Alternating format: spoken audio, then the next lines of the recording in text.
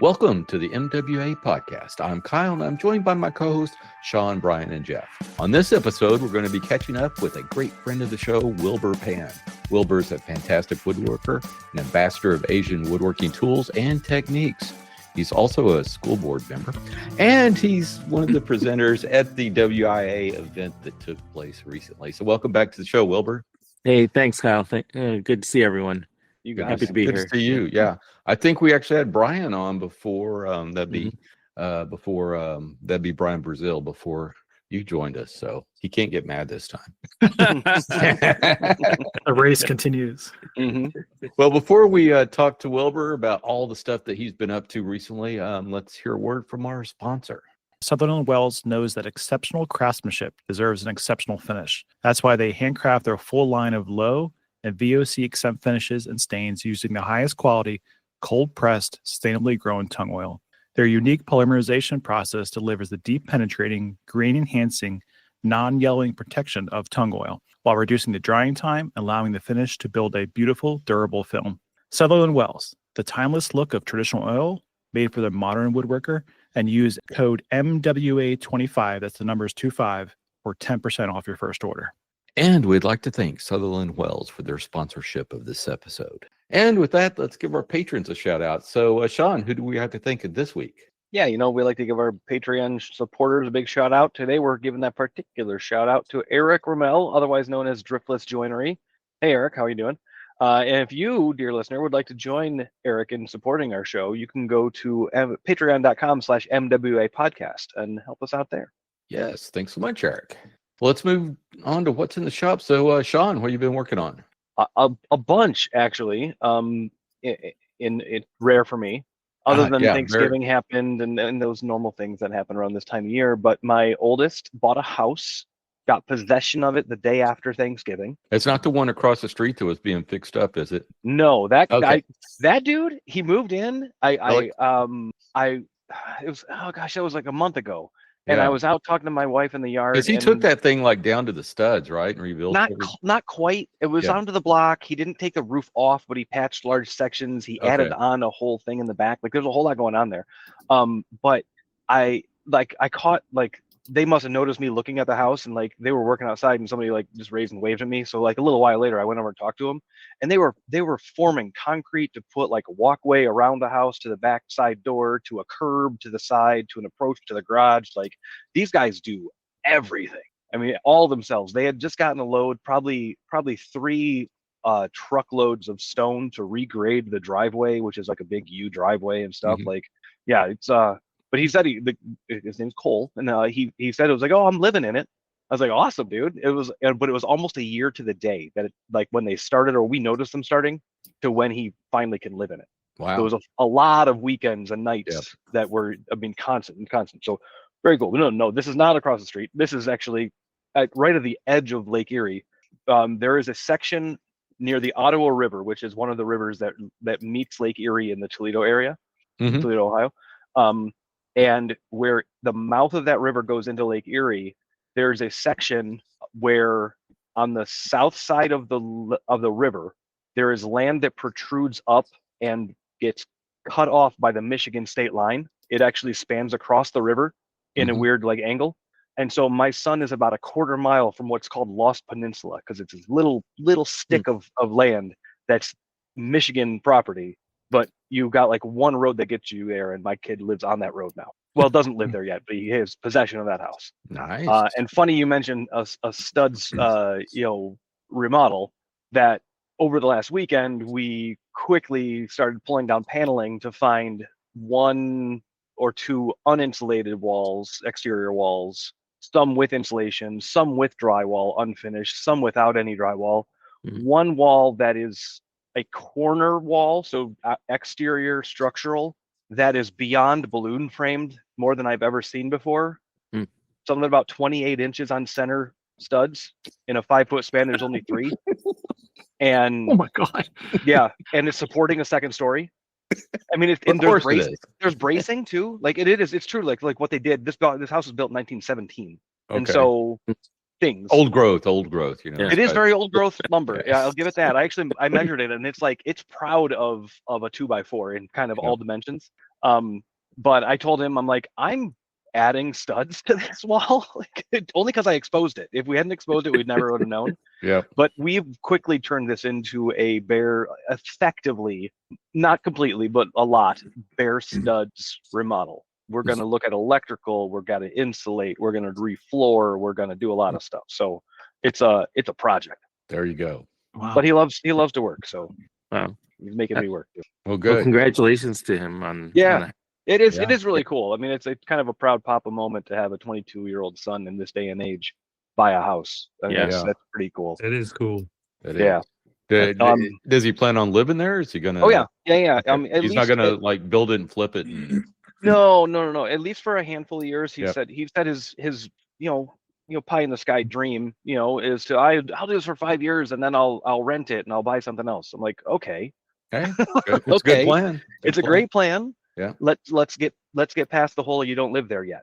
Yeah. Like one step at a time. We got to put a new grounding rod in for the electrical system. Like let's get this done before we get going. So yeah, that's very interesting and exciting. It also in the last week or so, my neighbor borrowed a considerable gas powered log splitter for all the wood we've been cutting down there.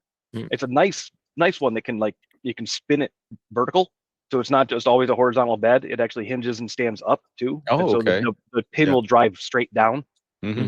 And so we spent 2 evenings splitting a good portion of what we could before the thing had to be picked up the next morning, so we couldn't do it any more days than that. But that was backbreaking work, which is always fun. I can always tell I'm sweating, and especially when it's like cool outside, it's actually kind of hard to do.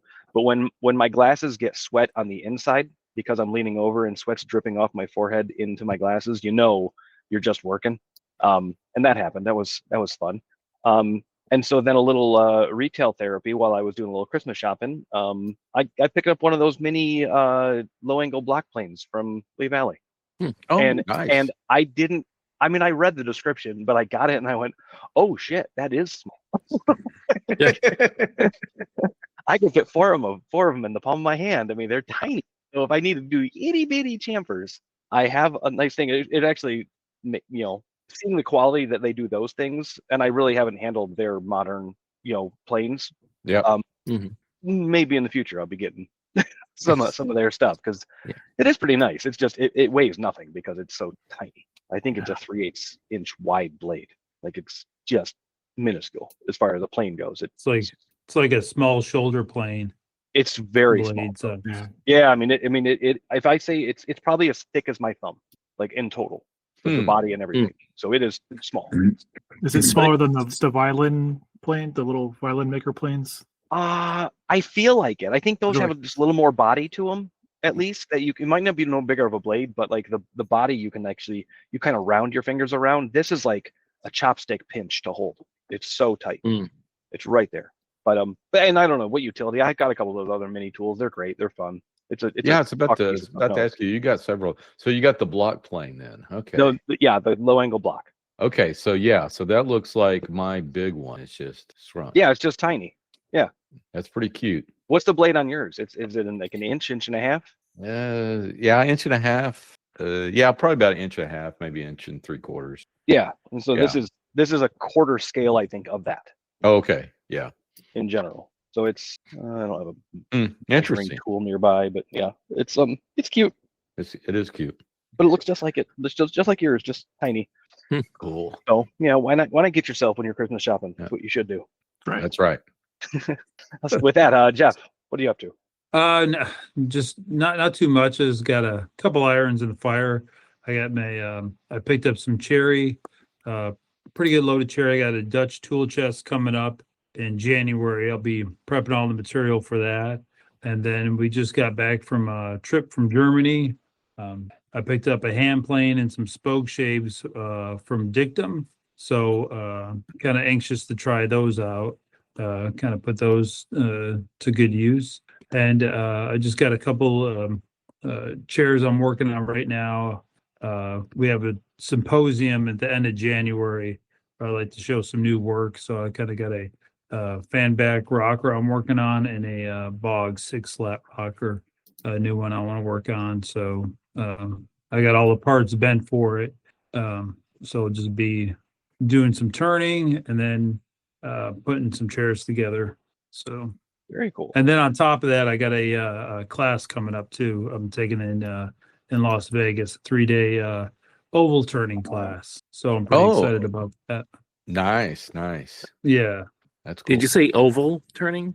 Oval turning, yeah. So there's a Vic Mark. Years ago, I picked up a they called the VOD Vic Mark oval turning device. Mm-hmm. So it actually will manipulate the wood instead of just turning a bowl. Actually, you'll turn an oval. So there's a point of ventriloquy, and you have to kind of keep that tool just at the horizontal line. Mm-hmm. So it's a little tricky. There's Yeah. some counterweights on it, and there's a couple charts you have to deal with. So Okay, cool. That's cool. Is that one of those things where, like the tool will just be in contact with the wood for part of the rotation because you're making an oval, or? yeah. But it's happening so But- fast. It's, Okay. All right. Yeah. Cool. Yeah. Just gonna Well, listen to the rhythm of it. Just gonna go Yeah. shink. yeah. Wilbur, you ought to check out Jeff's website. Some of his turnings. What are those long, thin turnings that are so delicate called? Oh, the tremblers. Tremblers. Yeah. Yeah. Yeah.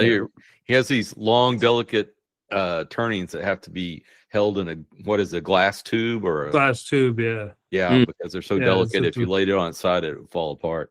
Oh wow. Yeah. And the setup you do to turn those, you have all these little weights and stuff on it, and Yeah. Little string steadies and stuff. Yeah. yeah, string Yeah. Those are a steadies, lot of fun. yeah. Yeah. Pretty cool stuff. Yeah. I remember hearing you talk about those. Yeah, That's cool. yeah. I tried to put one on the little graphic we post, but they're so long and thin, I could only get just the top of it. Yeah. on there. Yeah. It's all right. It's no problem. But anyway, so Brian, what are you working on? Not a whole lot. I've been on the road. We had to spend Thanksgiving in the Richmond, Virginia area, outside for like 8 hours a day, and it was cold. It's field hockey related. So I've got that over with, survived. Been doing video editing heavily for the last 4 days here since we got back. But I'm itching to get some stuff going. I'm looking at some of the wood that I have. I got some big plywood that's kind of just off behind the computer here. So I'm ready to get going. Because the sports season's, the outside portion's now over, and my wife's now looking at me like, "Hey, buddy, it's time to finish this office."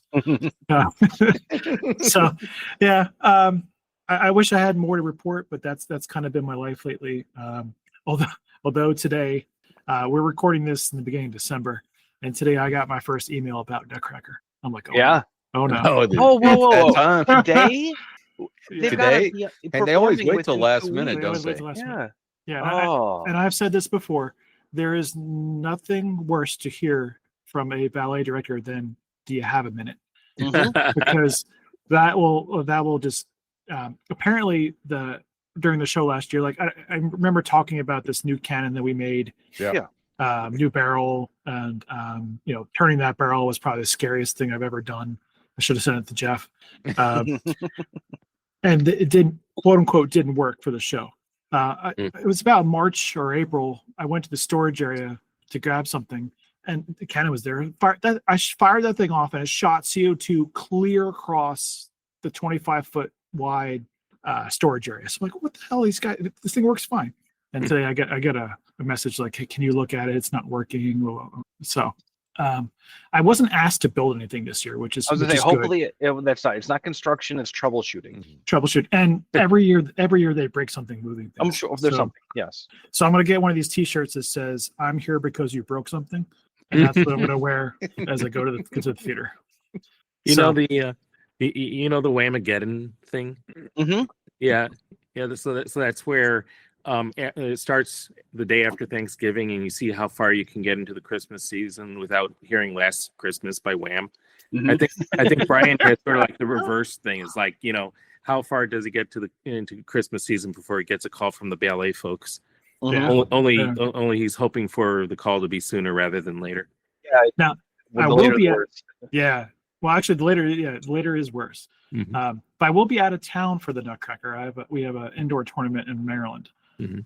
So Friday, Saturday, Sunday, I'll be out. But they load the theater on Wednesday, and that's when the phone calls start coming in. So I'm sure a couple weeks from now when we record again, I'll probably have some more drama and woes. But yeah, that's my life. Well, Best of last luck, year man. didn't the cannon make one of the kids in the cry or something? Yeah, it did. The can. For those who may not have listened, like I built a full size American Revolutionary War cannon at one point. It was a little too cannony, so we rebuilt the barrel to look like more toy-like. Reused the chassis and all that stuff. But instead of shooting like a little smoke machine out of it, we upgraded to shoot carbon dioxide like a nightclub. Very loud, and I showed it to the prop people. I showed it to the ballet master. He's like, great. Somebody sends me footage of the ballet master shooting this off on tech rehearsal, and it just totally goes across the stage and envelops the mice. So the mice are like, I don't know, 4 or 5 years old. And the ballet master had a huge smile on his face, but apparently the kid cried and everything. So they need to find tougher mice. That's all I gotta say. Yeah. So Kyle, how about you? Been just working on jig stuff, making parts, making things, fulfilling orders. That's really about it. I am doing some stuff to improve a couple of things. I'm always trying to improve things, reiterate things and stuff like that. So I've been working on the center finder. So I might have something coming out on that pretty soon. Jeff was able to test it out for me, said it's better than the old one. So that's all I needed to know. Yeah. I was actually surprised because the old one I use all the time in all my work throughout my classes and stuff. And when he said you're making another one, I was like, what? I was like, well, I kind of felt it was pretty close to being perfect. And then I got this new one. And I was just like, oh, this is nice. Yeah. This is nice. The major difference is the old one has a hole in it and it fits on the end of the drill extension. This one has a metal stud on the end of it, so it fits actually in the coupler that holds the drill bit. So just makes sense. It just And the good thing is if you ever remove the coupler, I like to have the coupler like 3/4 of an inch deep, cinched onto the shaft, and the drill bit in 3/4 of an inch. Well, this little stud's 3/4 of an inch. So if you ever remove the coupler or need to do something like that, and you want to put it back on, you can use the center finder now to readjust your or reinstall your coupler onto your into the drill extension shaft. So anyway, so I should have that coming out pretty soon. The only other thing I did, and I actually did that today as we're recording, is I replaced I guess it's a resistor in my Tacoma so that my fan speeds work, because for over a year now I've had off or full blast. No low, medium, and high, just high and off. Yeah, it's allowed. Yeah, and it's a little resistor that's in there that can burn out, and it's one of those things. I've had the part for 6 months, so I finally got around to putting it in, and it works like a charm now. But of course, anything like that, it's like I get everything in, and you have to replace some wiring too. And I was like, oh man, I could not find my crimper to crimp those little connectors anywhere. So of course, what should have been like a 30-minute to an hour job, it ended up being an hour and a half to 2 hours because I had to run to Lowe's. So anyway, so that was kind of funny, but I got the truck all fixed up, so that's good. And the reason I'm doing that is because my wife's driving it more than ever, because I sold my old and trusty VW. Did you?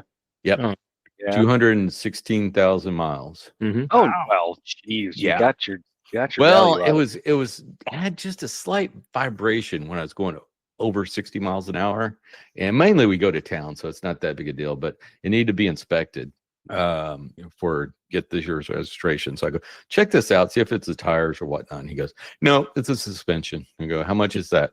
$2,800. I'm like, I'll sell this. I'm like looking online, and I'm like, in excellent condition, which mine was pretty excellent for as old as it was, 15 years old. I go for excellent condition, it was worth like $1,500. It was worth like $1,200. Oh, 1200. Okay. So I'm like, so I go up there and he's expressed interest in it. So I went, well, let me see. I'm just going to tell him I'm selling it, see what he has to say. And so I went up there and go, yeah, because I told him, give me a day to think about it. Went up there the next day to pick it up and go, yeah, I think I'm just going to sell it. He goes, oh man, that's such a great little car. It's nimble and quick. And I go, he goes, how much do you want for it? I went, $1,500. And he goes, I'll write you a check right now. You got the title? And I go, here it is. Yes, sir. I just happen to have the title with me. Yeah, I just happen to have it. keep in my back pocket for just such an occasion. But yeah, now I was talking to him, well, I hope you can get it fixed up and sell it for a decent price. He goes, no, I'm keeping it. It's going to be my daily. Was it diesel? He goes, it's going to stay in the family. No, it's not a diesel. It's not even diesel. That's really good. That was a 2010. Is that what? 2011. 2011. Okay. Yep. That's wild, man. Yeah. It's a deal for him because for you the suspension's $2,800. For him, it's probably $5,000 or $6,000. Yeah, exactly. Yep. So, and he'll probably drive it into the ground. Yeah. So anyway, so that was funny. Yeah. So Wilbur. Oh, go ahead. I can make the case for pouring money into a car that's not worth very much though, because so my old car was a Saab station wagon. It was a 2005. And year over year, I had a friend who's a mechanic, and there always needed something to be fixed. So I just learned to budget somewhere around $1,200 to $1,500 to fix whatever it was that was going to need to be fixed. And every time my friend would come over and start working on it, he would tell me, your car's only worth $1,000. Are you sure you want to do this? And I would say yes, because this repair is cheaper than buying a new car. Right. So yeah. Well, I bought a new car recently, so we had 3 cars. And it's like, hey, 2 cars in a truck, and it's like, we don't need that, Yeah. Anyway. Yeah, but it was an emotional thing. It was my wife. She loved that car. Yeah. Same here. I wound up getting rid of it a couple years ago finally because I needed a new oil pump. And I couldn't find a new one because Saab's been out of business since 2010 or so. Right. And so the only way to get a oil pump was to get one off of a junkyard car, which means that oil pump would also have 170,000 miles on it, like my current car did, or my old Saab did. So, but that was emotional too. Yeah. Well, I know you like the station wagons, and trying to bring more and more over European ones. Actually, I just heard that Volvo is stopping the sale of station wagons in the U.S. now. Really? So Volvo's giving up. Because I know BMW just brought a couple over. Yeah. BMW's brought one over. Audi's brought their performance level, but that's like a completely different thing because those are the performance wagons that are selling for like 120, 130 a piece. I'm not getting one of those for sure. Well, so what have you been up to, Wilbur, lately? Yeah, so I was actually thinking back in terms of woodworking stuff. So I actually did make a bowl recently for a friend of mine because he had a oak tree that came down in his backyard, and I said, "Give me a chunk of it, and I can make a bowl." And the only issue is that normally if you have a tree come down, as we all know, the best thing to do if you want to make a bowl is just like cut a chunk out of it and go turn it while it's like still super green, but it took him a while to get a chunk cut out of it, and then it took him a while to get that chunk over to me, and then it sat in my driveway because the chunk that he gave me was like way too big for what I needed to do with it. So I had to figure out a way to cut it down, and by the time all that happened, there was a decent amount of checking in the pieces of wood that I could use for making a bowl. So I made one, and because of the check, it still turned well because it's still pretty wet. But because of the checking, I generally try to make bowls more on the thinner side, and I couldn't get it down to the thinness that I wanted. But that's okay because my friend doesn't do any woodworking at all, and I just kind of know that he and his wife would really love whatever I just gave to him, and so gave it to him. It looks pretty nice. There's a crack in an area that I didn't like, so I just told him let it sit around your house for a month or so, and then give it back to me, and I'll do something with the crack. Yeah, you can put a bow tie in it. Yeah. I was thinking of doing that, or maybe because with the crack, it's like offset by a very tiny amount. I don't know how much more it'll move, but what I was planning on doing is bringing that back into alignment and doing like the bow tie thing, but along the rim instead. If that makes sense, yeah. But a bow tie could we could also do that too. So what also looks cool if you do like a biscuit cutter, use that to actually just put it an inlay in there, so that's a real quick method of doing that. You can just use that for the plunge cutter and then put that in there and it'll come out. Oh, cool. That's a cool idea. Hadn't thought about that. It is. When you put a biscuit in, how deep do you set it? Like half the distance, half the thickness of the bowl, or it just depends. You can go the full. You can go all the way through if you wanted to, but then you're going to have to do work on the inside and outside. So it depends how. Like my bowls, personally, I like to keep them pretty thick. So I just like to, if they drop or whatever, it's pretty robust. Yeah.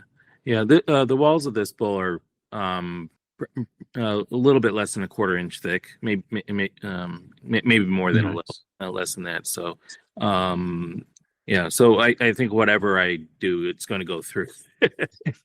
Which is fine. Yeah, it's not going to be too trouble to put some sort of inlay in there and just clean it up afterwards, because it's only going to be like this big. Right. Yeah. And then let's see. I'm still doing volunteering with the high school drama club in terms of set building. So that's woodworking on a completely different scale and different level of finesse.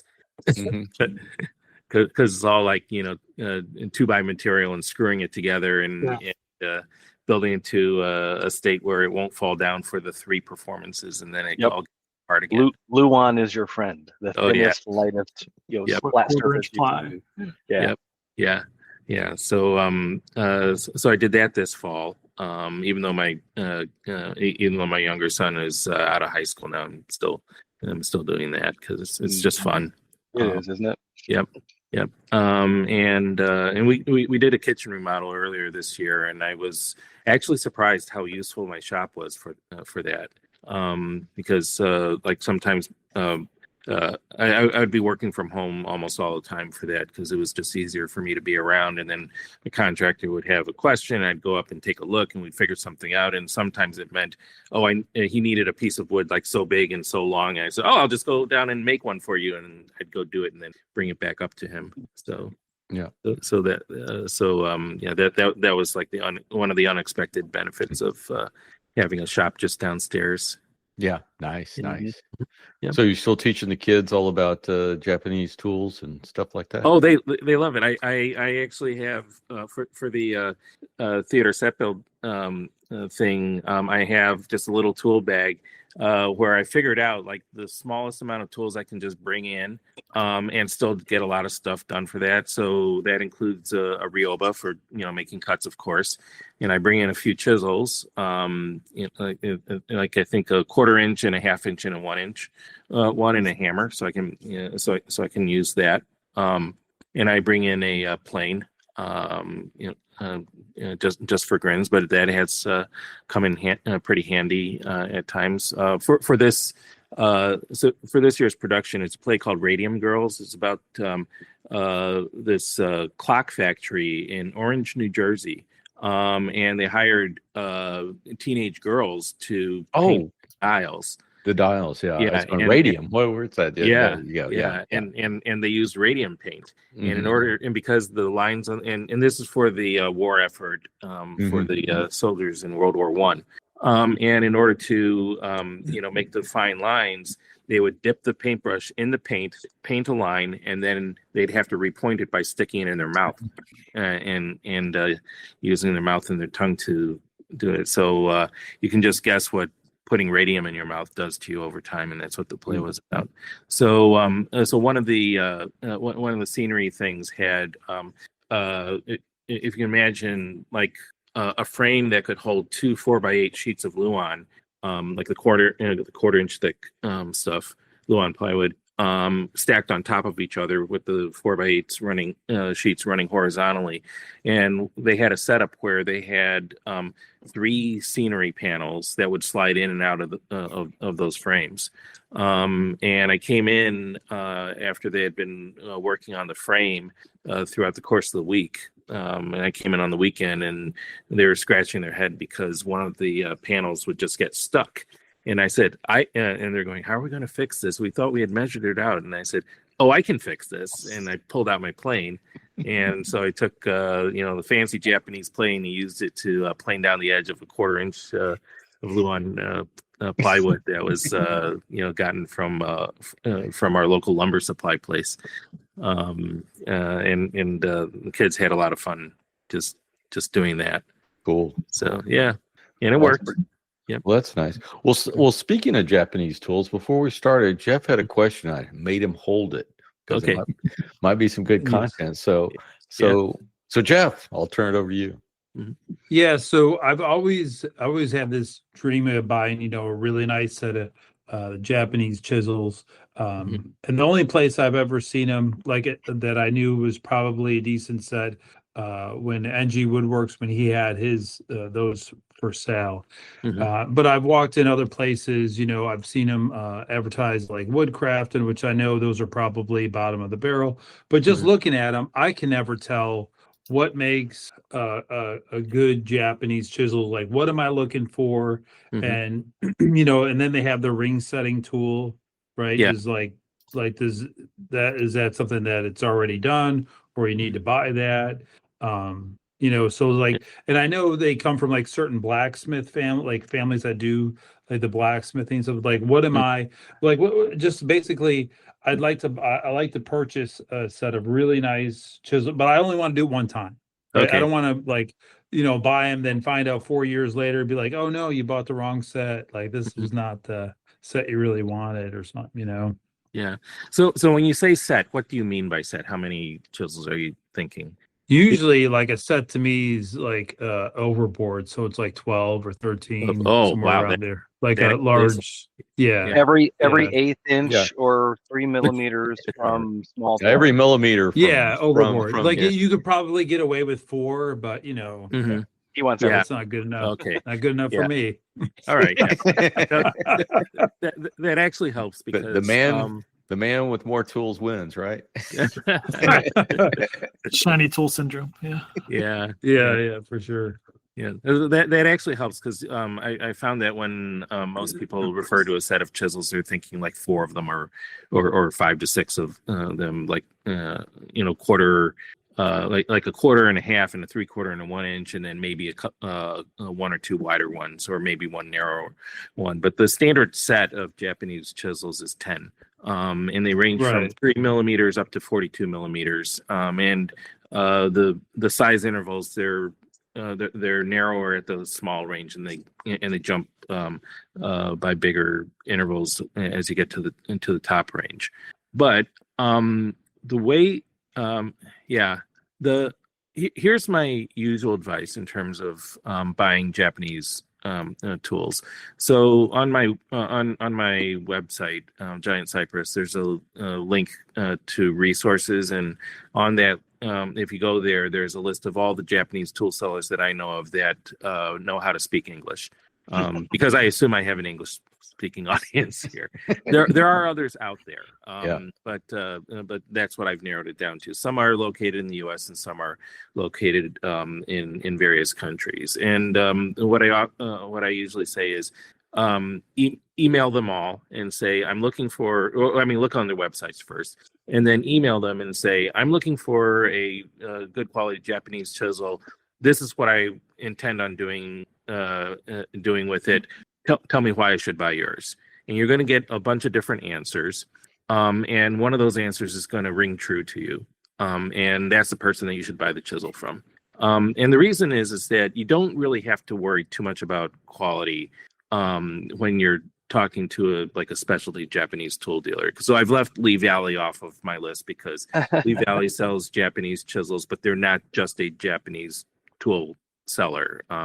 For example, I've left Highland Woodworking off of the list for the same reason. They carry Japanese tools, but that's not their their particular thing. But when you're talking about the quality, the people that focus on Japanese tools, none of them are selling crap. So you don't have to worry about getting a bad one. And maybe someone out there can do the fine woodworking tool shootout where they compare all the different readily available Japanese chisels against each other. But I'm not going to be that guy. Because I have other things to do. Because if you follow this method, what you really get is a relationship with a tool seller that understands you and you understand them. And in the long run, what that means is that you can pretty much rely on them, for a source of whatever Japanese tool you might want to get from them. So that's my usual advice. Having said that, I'm going to toss out a couple more options, for you that may or may not line up with your goal of, getting a whole set. One is to look on eBay and just look for Japanese chisels. And somewhere on my site, I have articles on how to look for used Japanese tools on eBay and what to look out for. But for chisels, the main things to look out for is what the lamination line looks like. If it looks nice and even, then that's a good sign that it's from a blacksmith that knew what they were doing. And then the other, and of course, if you're buying a chisel, you don't want to get one that's like really, really short because that's been used up a lot. On the other hand, there's an argument to be made that the used Japanese chisels that you see that are really short must have been good because whoever had it used it for a long time before he gave it up. Therefore, it must be a good chisel. And you want a handle that's in decent shape as well. But one of the other things is to pay attention to the non-functional parts of the chisel. So the way the blade from the cutting edge, the edges are straight, and then you get a little shoulder as it comes into the handle. If that looks really nice, then that's generally a sign of a quality chisel, because if a blacksmith is trying to create a chisel to hit a price point, then they're not going to spend a whole lot of extra time making the non-functional parts look nice and pretty. And this is one of those things where you have to develop an eye for, but you actually can just by going on eBay and just looking up Japanese chisel after Japanese chisel after Japanese chisel, and eventually you get an idea of what to look for. So that it's I'm not sure how much that helps, but that's generally what I tell people when they ask me about Japanese tool buying. One other thing is that most of what's out there in terms of Japanese tools, and this is what it was around when I first started getting into woodworking, and then I found out about Japanese tools, and that kind of caught my eye, is that you hear the stories about, this blacksmith has been doing this for decades, and he's 80 years old, and he's still sitting there working in the dark, making chisels, and his kids, don't want to carry on the family tradition, and he's going to die soon. So buy the chisel. It's a great story. It doesn't tell you why that's a particularly, good chisel or not. So I like to point that part out as well. Yeah, it is a nice story. I remember that too. Yeah. But that's actually one of the reasons why I dove into the whole Japanese tool thing, because I figured there must be an actual real reason why these tools had the properties that people said that they did. And I just decided I was going to go try to figure it out, and then that's where the dive down the rabbit hole started. Does that cover it, Jeff? Yeah, that's pretty good. Have you ever been over to Japan? Just once. Any of the tool stores? Yeah, just once. Technically speaking, I've been to Japan twice, but the first visit was when I was 8 years old, in between third grade and fourth grade, and that was a stopover on the way to Taiwan for. You were just getting acquainted with the tools at that point. Yeah. Yeah. It was just a stopover because we were traveling to Taiwan for the summer to stay with my grandparents. So my entirety of my entire recollection of that was landing in Tokyo, passing out because of the length of the flight, waking up in our hotel room and hearing my parents tell me and my brother and sister that we needed to go get dinner, And then we went to the restaurant that was in the hotel that we're staying in, and I ordered rainbow trout, and it was really, really good rainbow trout. But that's all I remember about that's that cool. trip. We were lucky enough to go to Japan a couple years ago for vacation. It was our first big family vacation after COVID, and I did pop into a couple Japanese tool stores there just to see what it was like. It was fun. I bet. But I wouldn't. So number one, I wouldn't say that the stuff that you could get when you go there is necessarily any better than what you can get from Japanese tool sellers, located in the U.S. or Canada, and that they're much more readily available. And I can, from my experience, I can promise you that language will be a far less of a barrier by dealing with here. It is true that there are tool makers that are that you can get over there that you can't get over here, but doesn't mean that the stuff you can get over here isn't also of very good quality. So, Yeah, and if you want to hear more about Wilbur's trip, check out episode 486. Oh, Look at that. Oh, nice. Wow, Look at that. almost exactly 100 episodes ago. That's pretty good. Wow. That's Yeah. pretty good. Yeah, not bad. Yeah.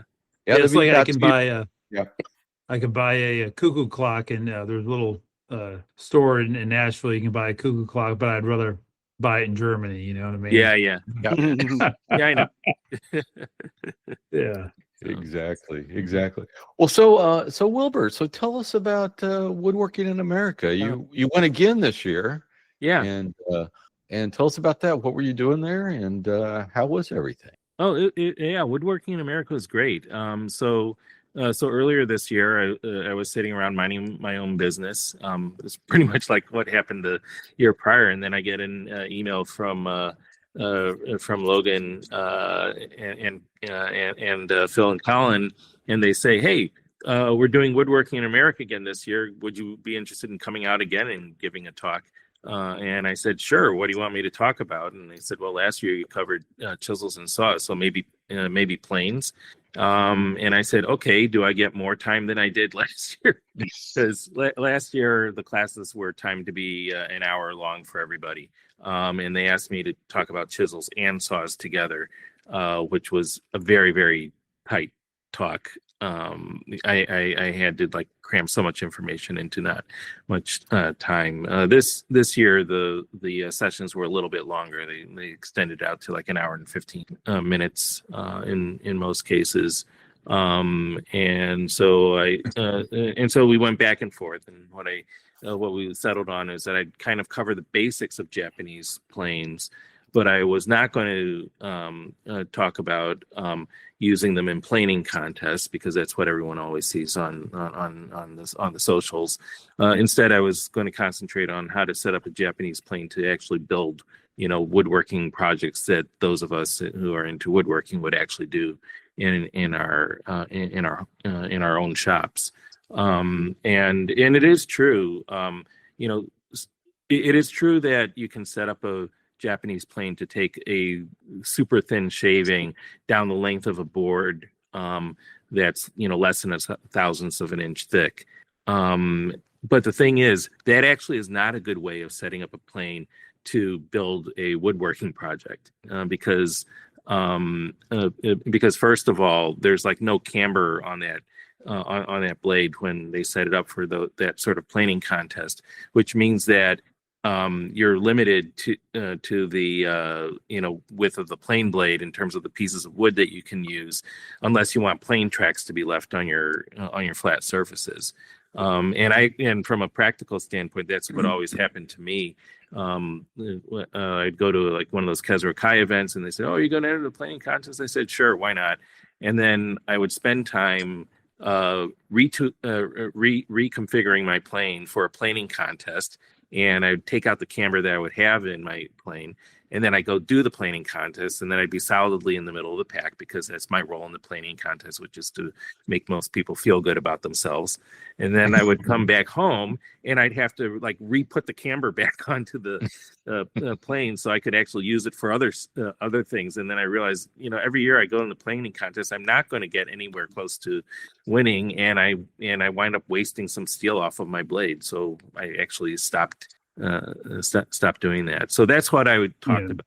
And as it turns out, the way that Japanese woodworkers use their planes is much like going all the way back when Chris Schwartz wrote his coarse medium fine article.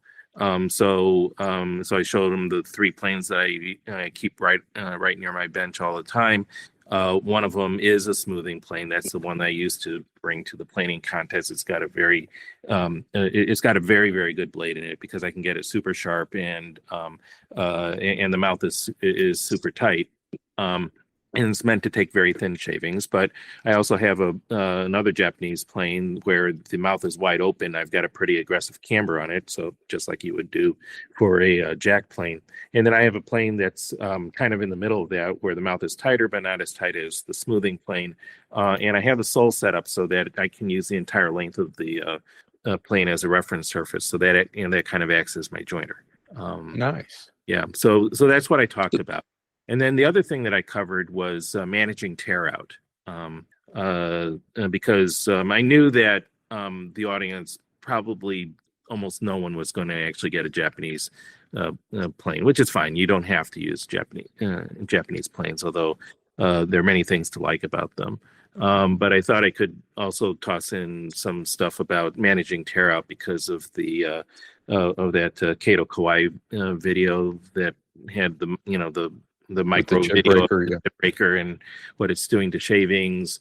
So that's like the Japanese plane tie-in, and I talked about all the ways to manage tear out, including the thing that I talked about here once on skewing the blade according to how the end grain looks. And I made the same ask for like the people that that were there, is like, can anyone tell me if they've seen this before? The idea of skewing the plane according to how the end grain reads. And I actually had a few people say, just write it up, because apparently they had heard me talk about this before, and they can't figure it out. They can't figure out any prior reference. So as far as they're concerned, it's mine. The Wilbur method. Yeah, the Wilbur method. Yeah, suppose. Yeah, I had the chance to show this to Shay Alexander too. He was there. Oh, nice. Yeah, and he had never heard of it before, but he said it completely made sense to him. And well, I know it'll be known as panning the plane. You will pan the plane to the end grain. Yeah, pan the plane. The panning technique. Okay. Panning technique. Oh God. Well, yeah. I know our listeners are probably going, so what is this technique? So do you have it written down, or can you I can describe it? Yeah, I can describe it real quick. It's written up on my website as well. But basically the idea is that we all know that when you're planing a board, you want to try to reduce tear out. And one way of doing that is looking at the grain along the side of the board. And then you sort of spin the board around so that your plane is going uphill with the grain. Which is great. It works. And all this has to do with the model that we all know about wood being a bundle of straws stuck together. And if you can get the straws moving up and you're planing uphill, then that'll reduce tear out. And tear out tends to happen when the straws are moving downhill from the plane blade, because then the shaving can split ahead of the blade, and then that's what causes tear out. So the way that I talked about managing tear out is that most of the discussions deal with the surface that's left behind when you planed, and oftentimes the comment is made, why are we thinking about the shaving? It's just a shaving. It's going to be tossed out. Well, the way that I think about it is I actually pay attention to the shaving, not because I'm a planing nerd, although I guess I kind of am, but Well, the way I think of of managing tear out is I'm trying to get the shaving to fail, because if the shaving has no structural integrity, then it can't split ahead of the blade anymore. And so there are many ways of doing that. So getting a sharper blade will cause the shaving to fail, because you got the sharp edge that will cut the shaving before it splits, before it starts splitting ahead. So that'll do one. That'll be the one thing you can do. Taking a thinner shaving helps, because if the shaving is thinner, it's more likely to fail as you're planing along. Having a chip breaker and or having a higher bed angle for the plane blade does the same sort of thing. You're now creating a little wall for the shaving to run into, and that will cause the shaving to break as it runs into either the higher pitch of the blade or the chip breaker, and that will cause the shaving to fail as well. And then some people will talk about skewing the plane blade, but in the run up to this, I'd never seen any methodical way of skewing the plane blade. About the closest I could get was there was an article by, again, Chris Schwartz in his hand plane book, where basically the description is somewhere along the lines of, well, if you're still having trouble with tear out after trying all of these other things, then skew the plane blade. Try it one way, try it the other way. Maybe that'll help. So one day, one day this sort of popped in my head when I was trying to plane a board with really gnarly, grain direction as you looked along the side of the board, like we all know how to do. So, and I counted, it would go up and down like 5 times over the length of about 2 feet. So it was really a pain in the butt. Plus, it had a knot in the middle of it. It was a piece of pine. And all of a sudden, I found myself looking at the end of the board and so, wait, the end grain is much more reasonably behaved than the side grain is on this board, because it just was like a rift cut piece of wood. So everything was like diagonal in one direction. And I thought to myself, well, if I skew the blade enough, then at some point I'm going to have the blade pointed uphill according to the end grain, and maybe that'll help. And I planed the board by doing that, and it was remarkable how much of that tear out went away. And I started playing this game, and for a while this was my stunt board when I would do this demonstration, where if I pulled the plane straight down the board, I'd get lots of tear out, and I'd skew the blade and pull it straight down, and the tear out goes away. And then I pull it down straight, and the tear out comes back again. It was really wild. The amount of skew needs to be pretty aggressive, like, easily, 30 degrees from the from the direction of travel. And it's not going to be a perfect, solution, of course, because wood's an organic substance, and it's not going to behave perfectly, when we're taking tools to it. But it's been a remarkably consistent way of managing tear out for me. And so, I keep asking people to try it. The feedback that I've gotten has been pretty good. And like I said, I told Shay about this at Woodworking America this year. He and his immediate take was like, wow, that makes complete sense.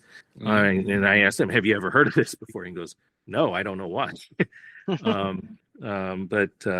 But yeah, so that was cool, just to be able to talk to other woodworkers about this. Yeah.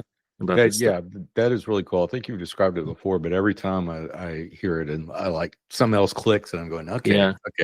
But yeah, I think Sean's got it. Instead of skewing the planes, panning the plane. Panning the plane. Panning the plane according to the grain. It's a good children's rhyme. I mean, this is traction. I can tell. Okay. Yeah. Right. And then and the other thing I've also learned, 2 other things I've also learned. So oftentimes, if you have a flat sawn board, you'll see the end grain will be like kind of a U-shaped, right? Yeah. So that's easy to take care of. It's just on the one half of the board you skew the plane one way, and the other half of the board you skew it the other way. So that's how you deal with that. But this actually will help if you're using like a jointer or a planer, the machines. Because oftentimes you're less so with the jointers, and probably more so with the planer, just because it's wider for, and the planer is the wider thing for most people. If you're planing a piece of wood, and you're getting tear out on it, what you can do is you can feed the wood in at an angle and use that end grain trick, just sort of mentally figuring out like which direction your blades are coming from on your machine and how to skew the board according to the end grain, and that actually removes tear out in when using a piece of machinery as well. Nice. Yeah. Yeah, I mean, you're effectively you're making a shear cut. Yeah. And by overdoing it for straight grain, which will only help it, it will only slightly less help it if something is arguing with it. It's pushing it past the neutral position and just giving it some positive advantage. Mm-hmm. Yeah. Right. But this is for more of a straight blade. Straight. Yeah. knives. Yeah, it's a straight knife, right? Yeah. So in the same way that you would twist if you're holding it in your hand, you would skew a blade to the side and then go straight down the board, creating a slicing cut. Mm-hmm. If it was a machine, you would skew the board to the blades that aren't immovable to do effectively the same or similar kind of action. Yep, that's exactly it. And so in my head, what I'm doing is that I'm making the blade interact with the grain of the board more from a fiber side to side perspective than going straight down the length of the board along the length of the fibers perspective. Because you always want to go uphill, but then that you want to also favor one way or the other depending on where the center of the tree is effectively. Yeah. Cool. So nice. and again, this is not meant to replace all the other stuff. It's just like one more thing to add on, and it gives me a routine when I'm trying to figure out how to deal with a problematic board. Yeah. Well, at least I know a show title for this episode. Yeah. In the William, in the that thin shaving contest, what kind of wood did they use? Is there a particular favorite that's going to get that thin shave like that? Yeah. It's usually some sort of species of cedar. Yellow cedar is what I think. Alaskan yellow cedar is the one that's most commonly used these days because there's probably some of that out your door, right? I can bring you some back. Yeah.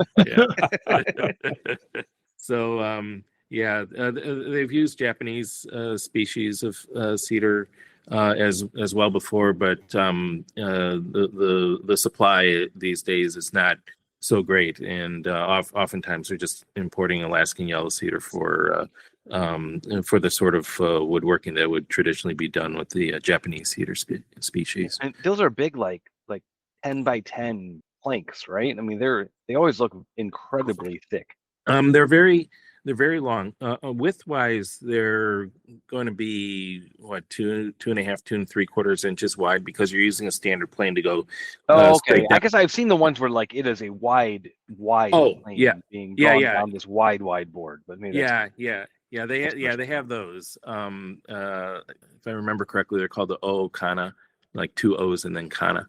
But those are like the super wide planes that are maybe 10 to 12 inches wide with the with a blade that would take up most of that with that I Formula One plane. Yeah, they are.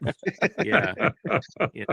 So if you have basically the idea is if you have a wider plank, if you have a plane that's wider than it, then you can actually surface the entire width of your beam with the one plane. Sure. I've tried using them. That completely is a stunt. And as far as I'm concerned, it has like almost zero practical use because the amount of tuning that you have to do to get the plane to start working correctly is so big that as far as I'm concerned, you might as well just take a standard sized Japanese hand plane and put a little camber on it and then take a couple passes and be done. Yeah. I don't care if it's Japanese or American style. Like the plane that it doesn't have to be as wide as the piece. I get it because tuning a piece across a wide length is incredibly hard. Mm-hmm. Yeah, incredibly hard, especially with those which are all just hammer taps and wedges. There's no mechanical movement. I mean, you're talking about finding in something to get it because they measure. Do they measure both edges of the cut to see if the plane is level? So the blade is level? Yeah. So the one where they're shooting for the thinnest shaving possible, Mhm. that's generally done with standard planes. Mhm. You often see the big wide planes at these contests, but I don't think I've never seen anyone doing one of those. They're more there for demos and for something. I've seen for them the displayed Instagram. as like they're thin, maybe not exceptionally thin, but it's like a to try to achieve an unbroken cut. Right. You Yep. want one solid shave, Yep. edge to edge, length, front to back, Yep. the Yep. whole way. Yep. No holes or anything. And Right. and when it comes time to the contest, they'll measure them in several different spots, and they're I'm not exactly sure of the rules. They'll either average them or they'll take the thickest one or the thinnest one, probably the thickest one. Mhm. Yeah. Just proving that you can nerd out about anything. Oh yeah. Well, The- what the Japanese power tool companies, they make those surfacers, which is basically a Mhm. giant plane that'll just take Yep. off a dowel Mhm. or something Mhm. like that. Yeah. But Those are pretty but- cool. Yeah. I mean, that's mainly for architectural type Yeah. work, because there is an aesthetic there where if you have a freshly planed piece of the right type of wood, Alaskan yellow cedar or something similar, the surface is so smooth they actually don't need to put a finish on it anymore. And it's actually so smooth that it's easy to keep clean because dust doesn't cling to it. And it looks cool too. So that's the aesthetic. That's the sort of thing that those super surfacer planes are designed for, and why there's such an obsession of taking the thinnest shaving, because that's what you got to do to get that sort of surface. But even among from what I can gather, for Japanese woodworking, even that's kind of a niche application, because not everyone necessarily wants that sort of aesthetic in their house. They may be happy with a timber frame looking house with a more standard finish on it. And if you're going to do that, then you don't have to be planning to that level of refinement. Interesting. Okay. Yeah. Sure. That is cool. Well, so that was a good tangent out of WIA. Yeah. So how Yeah. was the event though? The event was fun. I mean, Yeah. it's like anything else. You get to hang out with a bunch of woodworkers, talk about woodworking all weekend, meet people that you've heard of, you've never actually met in person before. It was a really good time. Yeah, I was toying around with going up there, but it was like a month after the Texas Woodworking Fest. Yeah. And then I broke my shoulder. Yeah. And so I was done. I didn't go to either. Yeah. Yeah. But so how was the participation at the event? Was it bigger So, than last year? About the same or what? It was a little bit more crowded than last year. It didn't seem more crowded because of the venue that we're in. They had moved it to the 4-H building at the Iowa State Fairgrounds. And so the layout there is that you walk in the front door, and there's a small area where they did like registration and stuff. But then as you walk there, in the lobby area, there were two hallways, one that went off to the left and one that went to the right, and there were 4 lecture rooms, 2 on each side, if I'm remembering correctly. And that's where the talks were. And then if you kept going straight, you walked in this huge area that was meant for 4-H scale exhibits. And I have heard of people kind of griping, well, it looked really empty, and said, well, yeah, but it's such a huge space. That's kind of why the number of exhibitors and vendors there. I think they had more than last year. So that's a sign that the event is growing. Because I know last year there wasn't much lead time. It's like, wow, they're having an event. When is it? Yeah. Oh, is that a month from now or whatever it was? Yeah. But this time they did have a little bit more lead time. So yeah. No, last year it was definitely put together in a hurry. Yeah. So and I thought I learned this. So apparently you can actually have partitions put up in that big space to bring it down to a smaller scale if you don't need all of the space. But guess what? It costs more money to have those partitions put up. So they decided, let's just use the entire space. It was nice though, because I mean, things were more spread out, and it seemed less crowded. But it was nice to have the extra room there to move around and look at things. Yeah. So were there any social activities after the conference? Not formal social activities. The day before, they had an open house at the Advanced Interest Media. Is that what AIM stands for these days? Let me look that up. It's I think it's Active Media Group. Active Interest Media. That's it. Yeah, active. Yeah. So that's basically headquarters for Popwood and Woodsmith and all of their video stuff and podcasts and things like that. So they had a open house there on Thursday, starting in Thursday afternoon, and that was a good place and a good time to just hang out and chat with people. They had refreshments and things like that. They didn't have any like formal formal social events at night. The Woodworking America just basically ran from morning and down to dinner time, and then folks were on their own. But if you were looking for recommendations on what to do or where to go in Des Moines, the folks there were like more than happy to provide recommendations. So and it seemed like people were hanging out, but it was like more of an organic thing than something sponsored by Woodworking. Yeah, usually the organic things are more fun too. So. Yeah. Exactly.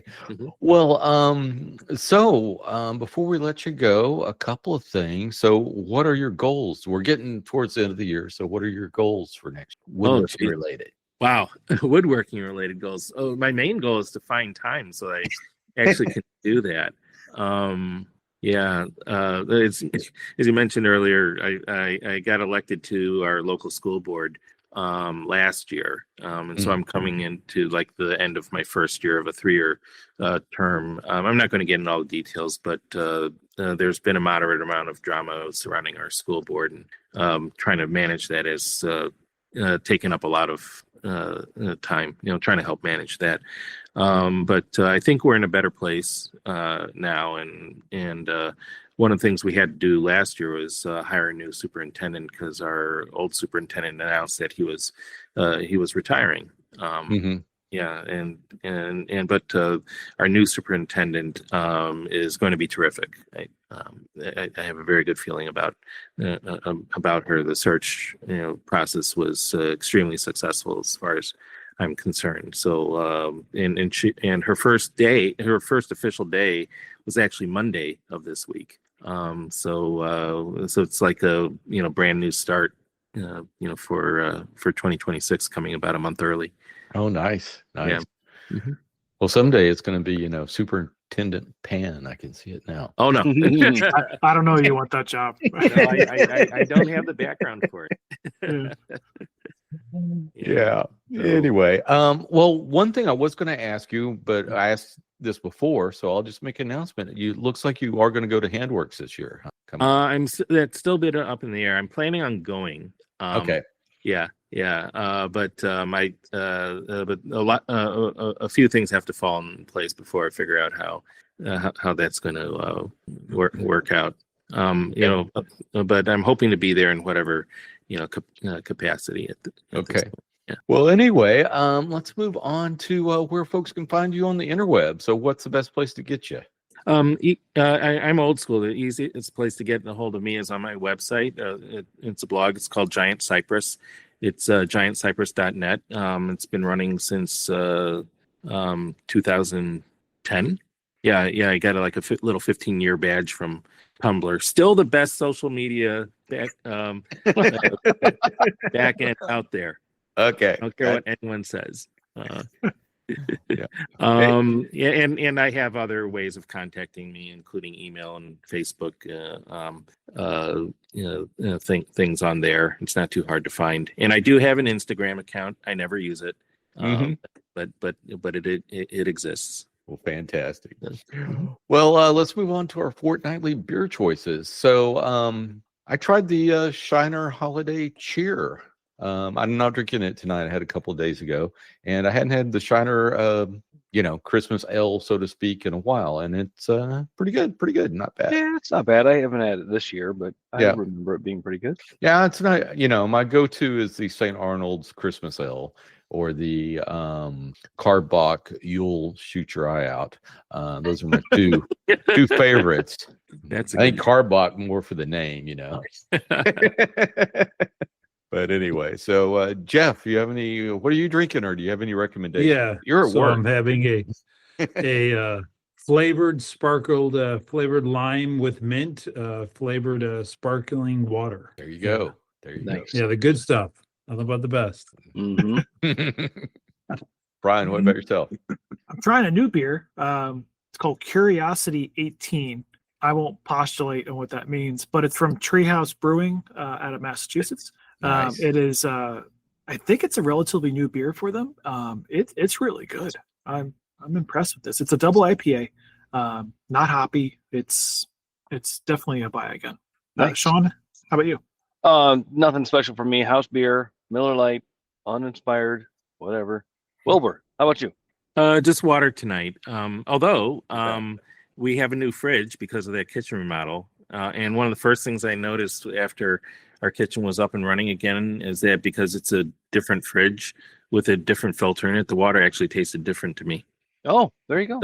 Yeah. That fresh charcoal filter in a new fridge just hits different. I'm mainly happy because in our new fridge, the filter is so much easier to change than the old one was. And the filters themselves are actually much smaller, which is nice. Nice. Mine's an upper right side, like horizontal. I've got to like thread it into the back. Oh, okay. In there, it's kind of a pain, and it takes up space. Yeah. In my old one, the filter was in this little receptacle that was all the way down on the floor. And because of the way it plugged in, there's always a good chance that some water would spill out on the back end, way underneath the fridge where I couldn't get to it. In our new fridge, the ice maker water dispenser thing is on the left side, and that's where the water filter sits. So there's just a little panel I have to pop open and swap it in and out. It's much easier. That's cool. That's cool. Well, let's move on to feedback. So, Brian, what we got?